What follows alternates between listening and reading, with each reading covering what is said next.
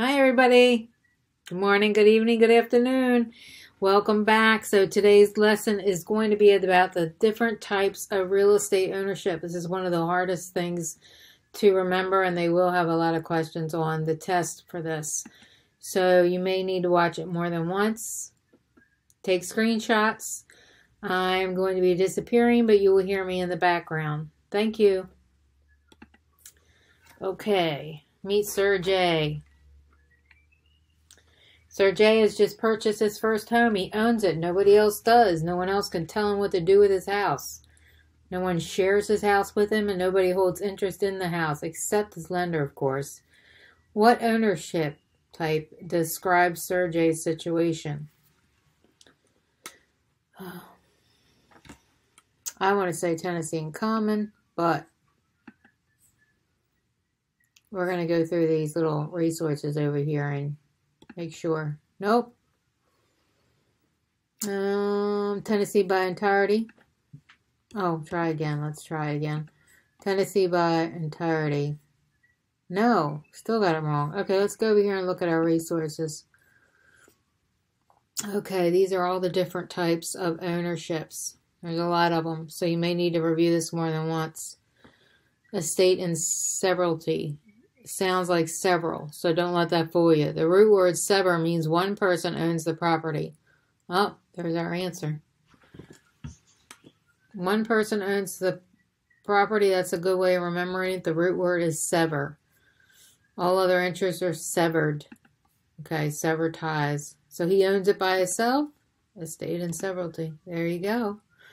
I guess we'll leave this up. It might help us get through this. So this can be a lot to remember. So just go through this slowly. All right, Jack, John, and Joe are brothers. The parents died, leaving them the family home. Each holds an undivided interest in the property. There is no right of survivorship. If one of them dies, the brother's share will go to whomever he stipulates in his will. What type of ownership describes Jack, John, and Joe's situation? My guess is joint, since together, but let's see. All right, let's see what this says for joint Tennessee. This is defined as equal ownership with undivided rights of possession and requires unity of 4 separate conditions. All owners must have the same type of interest in the property, which is this case. All must receive their title at the same time from the same source, which is this case, and all must have the same percentage of ownership. All must have the right to undivided possession of the property. Joint tenancy includes the right of survivorship, meaning one joint tenant dies, the person's share automatically goes to the other surviving joint tenants. When there are only two joint tenants left, the death of one of the owners terminates the joint tenancy, and the survivor takes title and severalty, sole ownership. So let's see if this is right. No. Okay. So it's not a joint tenancy then. Well, that doesn't make any sense. Okay, let's go tenancy by entirety. This type of tenancy also has the right of survivorship, only available to married couples. Well, these people are not married, so I don't know why it's not joint tenancy. Let's see the other ones. We know it's not this one. Maybe Tennessee in common. Each person is entitled to possession of the whole. If one dies, the person's ownership is inheritable and doesn't necessarily pass to the other owner. Maybe that's it.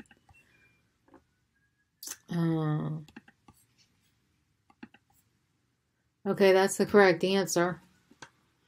I would have picked joint tenancy because there's 3 owners here. But I guess because the ownership is inheritable and doesn't necessarily pass to the other owner. Now imagine the once friendly feud that surfaces between Jack and Joe during football season has reached a new level. Now Jack is forbidding Joe from entering certain rooms in the family home the brothers inherited. Can Jack do this? This is a Tennessee in common. Let's see if they have any information on it. They don't have any information here. Forms of co-ownership. Right of survivorship. Okay. Here it says, co-owners can request court-ordered partitioning of property to terminate tenancy in common. Undivided. Each co-owner has the right to possess the entire property. So I want to say no on this one. Good job. Tenants in common hold an undivided interest in the entire property. This means each brother has the right to access all portions of the property. Jack cannot prevent Joe from entering areas of the property. Terminating tenancy. Okay, let's go back to this again. Taking your imagination one step further, the feud between Jack and Joe has boiled over. With no reconciliation in sight, the brothers decide they can no longer be tenants together. In fact, none of the brothers want anything further to do with tenancy in common situation at all. John calls a meeting to discuss a possible solution. Based on the termination of tenancy options, which of the following solutions might John suggest to his brothers in order to terminate this tenancy in common? All right, let's go down here and look. It says,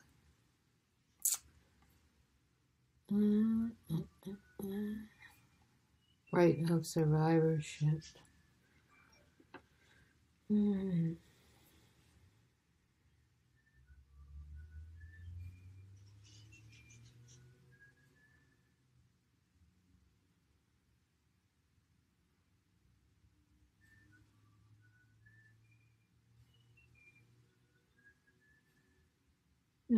Don't know.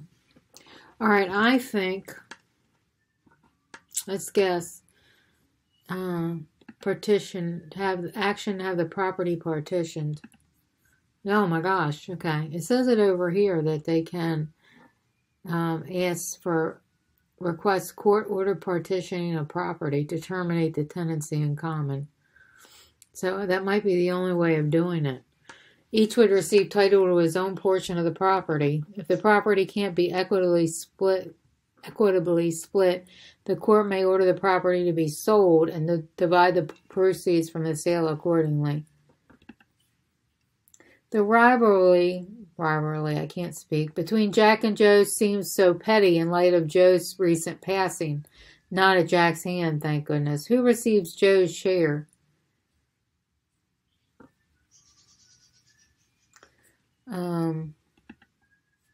I believe it can go to his children or whoever was stipulated in the will. But here it says no right of survivorship. When a co-owner dies, interest can pass to the descendant's will. The beneficiary becomes a tenant in common. So I want to say, according to the descendant's will, so we'll pick this one as the answer, and that is correct. So if you're taking a screenshot, it would be a good time.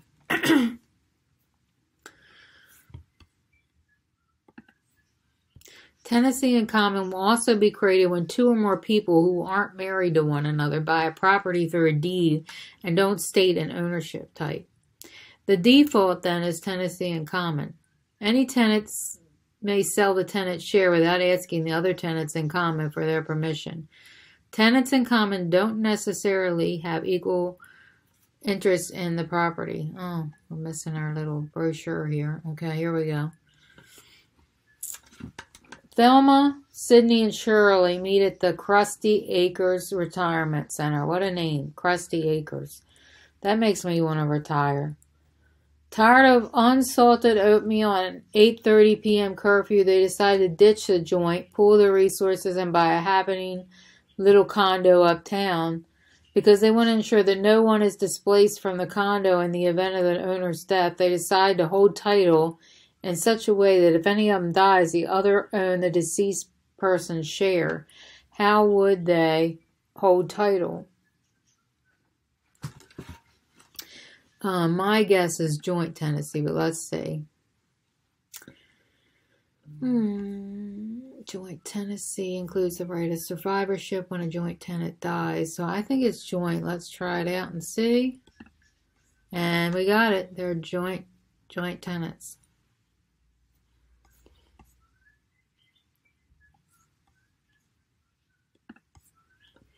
With a tenancy in common, only the unit of possession is required. Joint tenancy requires several unities. Which of these unities are required for joint tenancy? Check all that apply. Let's go back to our notes. Joint tenancy requires time, a title, possession, and interest. Perfect. All four are required for joint tenancy. This happen in condo is too much for Sydney, though. She's looking for something a bit more serene and decides to sell her share of ownership to Rita, who's now ditching the confines of Crusty Acres Retirement Center. Assuming Thelma and Shirley approve the sale, can Sydney do this?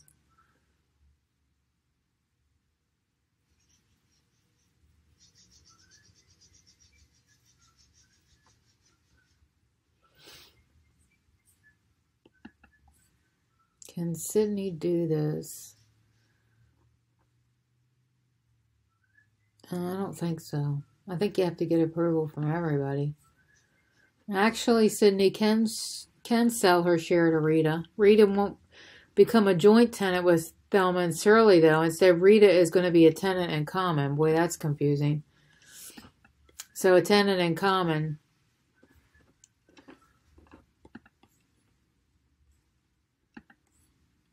This is what I mean about confusing on this test. They can throw all these little things in there, so you really got to know what each one is, the difference between them, because they could put that type of question on there, and it's very confusing. Thelma, a joint tenant, lived every last minute to the fullest, but sadly her time has come to an end. Who receives Thelma's share of the property? I think it's the remaining tenants.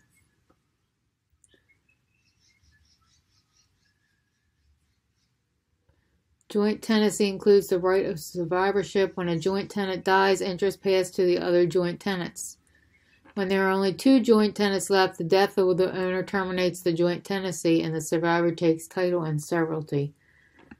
Okay, you got it. Right of survivorship is the key feature of joint tenancy. Remember that Rita is now a tenant in common in this arrangement. If it had been down to Thelma and Shirley owned the property together and Thelma passed, then the joint tenancy would have been dissolved and Shirley would have taken title and severalty. With Rita holding part ownership, Shirley gets Thelma's share and is still co-owning with Rita as tenants in common. See, that's like super confusing, so you really need to make sure you understand that. You can take a screenshot if you need to.